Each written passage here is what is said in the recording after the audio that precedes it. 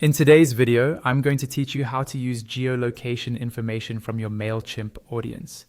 We'll walk through how to create a segment based on where your contacts are located and how you can then use that segment when you send campaigns.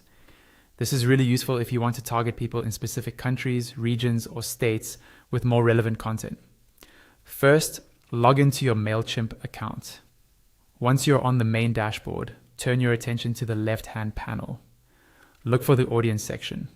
When you click audience, it will expand to show more options. From that expanded list, click on segments. On the segments page, you'll see an option to create a new one. Click create segment. This will open a pop-up window where you can define exactly who should be included based on their predicted location. In the pop-up, you'll set up your segment filter. In the first field, click and choose predicted location. As soon as you select this, you'll notice that two more fields appear next to it. These let you define how you want to filter that location data. In the second field, open the drop-down.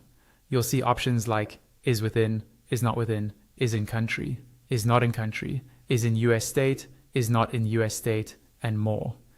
Take a moment to scroll through and choose the one that best matches your goal.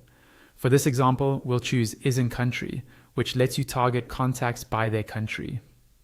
Now move to the last field. This is where you select the actual value that matches what you chose before. Since we selected is in country, this last field will let you pick which country you want. Click the field and choose the country that's appropriate for your segment. If you need to narrow your audience even more, you can add additional filters.